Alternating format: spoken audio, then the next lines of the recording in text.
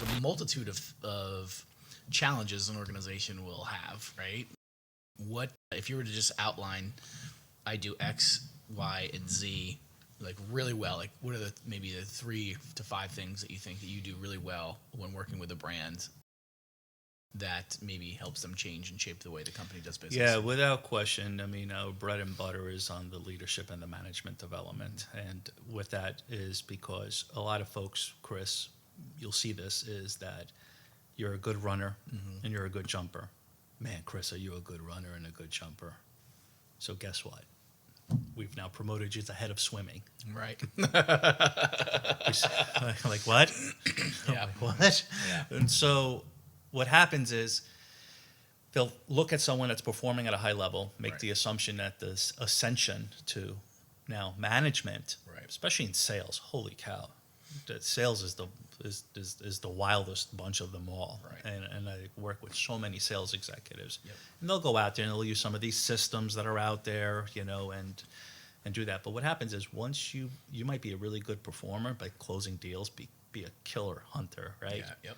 Then all of a sudden you're a manager of people, and then the folks that you're managing are not resonating with you. Right. Now you have a multitude of problems. So helping them select and identify this talent, it's not just on the hiring side. It's really, for us, when we're profiling and assessing folks, it's really meant to be on the development side.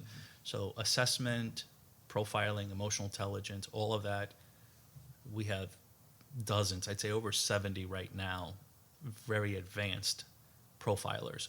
Whereas a lot of companies will try to get into bed with 1 or 2. They'll say, I'll do a disc this and, have a disc tattoo or Right. predictive this or, Right. strengths that. And there's nothing wrong with that. Those are great tools. They are. Yep. We use them. Mm-hmm. The challenge is, to me, those are x-rays. You've got a really good snapshot, right? Let's dig in. Let's look at this more as an MRI type of thing. Yeah. How is a salesperson's emotional intelligence? Right. How are they able to use empathy? How are they building the relationships? Right. How are they able to read a room? How are they able to ask the right questions? In addition to what's their sales style and what's their person. Right. So now you have a much more. So from a profiling standpoint, we usually come in to help really define what are some of those behaviors that are necessary for the next step. And then our delivery of our, training, team buildings. I do a lot of public speaking, and most of the times the speaking that I'll do revolves around how to get teams to work together. I share the story about the escape rooms because nothing's changed in 15 years since that happened. Right. Nothing. Yeah. You have teams that may or may not want to be a part of it, Chris. Yep. You have time constraints, right? The clock's ticking. Right. You have a project to work on. You have different clashing personalities. Right. So for me, I'll always reflect back in that moment in time and say, companies that understand that and have a visual, because a lot of people like storytelling, and so we try to tell as many stories as possible, but get to the point, Yes. is, that's what we see. So leadership development, management training, helping with digitization of efficiencies. We've noticed a spike in that for us, meaning someone's got either SOPs that are still done the same way, or their onboarding, for God's sakes, takes like 2 weeks. Right.